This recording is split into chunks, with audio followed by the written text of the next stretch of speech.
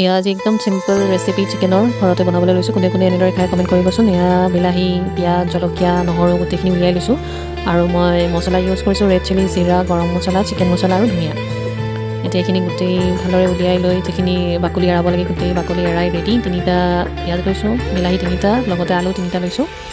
এতিয়া চিকেনখিনি ভালদৰে বইল কৰি ল'ম, কাৰণ বইল চিকেনটো এনেকৈ বইল কৰি ল'লে ভাল হয়। তেতিয়া ইয়াৰ পৰা যিখিনি অলপ তেল জাতীয় বস্তু থাকে সেইখিনি ওলাই যায়।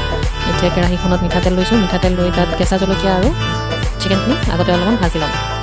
পিঁয়াজখিনি অকণমান দেৰিকৈ দি দিব, তেতিয়া এনেকৈ খাই ভাল পাওঁ বাৰু মই। এতিয়া কি হয় সেইটো নাজানো। এতিয়া ধুনীয়াকৈ অলপ ভাজা হোৱাৰ পিছতে তাত আমি পিঁয়াজখিনি দি দিম। পিঁয়াজখিনি দি অলপ ভালদৰে লৰাই দিলে হ'ল। এতিয়া লৰাই তাত অকণমান নিমখ দি দিম। এনেকৈ মানে ঢাকনি নলগোৱাকৈ লৰাই থাকিলে হ'ল। আৰু মাজে মাজে যিখিনি বস্তু আমি ৰেডি কৰি ৰাখিছিলোঁ এটাৰ পিছত এটা দি গ'লে হ'ল, লাৰি গ'লে হ'ল। এয়া মই নিমখ দি দিলোঁ।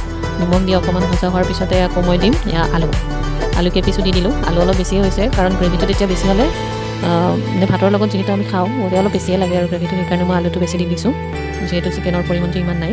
এতিয়া ভালদৰে লৰাই দিছোঁ। এতিয়া আদা নহৰুৰ পেষ্ট অলপ বনাই লৈছিলোঁ, মিক্সিতে খুন্দি লৈছিলোঁ। এয়া আদা নহৰুৰ পেষ্টটো দি দিছোঁ। দিয়াৰ পিছত তাত আমি হালধি দিম। হালধি দিয়াৰ পিছত অকণমান লৰাই দিম ভালদৰে। এইখিনি লৰাই মেলি হোৱাৰ পিছত আকৌ বিলাহী দিম। বিলাহীখিনি দিয়াৰ পিছতো ভালদৰে অকণমান এনেদৰে ভাজি থাকিলে হ'ল।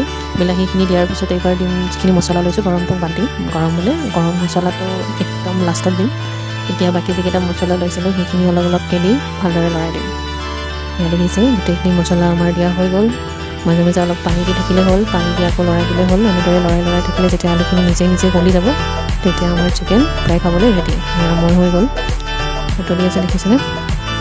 এতিয়া যেতিয়া ঘৰত চিকেন থাকে তেতিয়া বেলেগ আঞ্জাৰ কোনো প্ৰয়োজন নাই। বেলেগ ভাজি চাজি লাগিলে নিজে থাকিব। নিজেই গতিকে গৰম ভাত লৈছোঁ, আৰু গৰম ভাতৰ লগত গৰম চিকেন খাবলৈ বিৰাটেই টেষ্টি হৈছিলে। কোনে এনেদৰে খাই ভাল পায় কমেণ্ট কৰিবচোন। আৰু ভিডিঅ'টো যদি ভাল পাইছে প্লিজ ছাবস্ক্ৰাইব আৰু লাইক কৰি দিব। Thank U.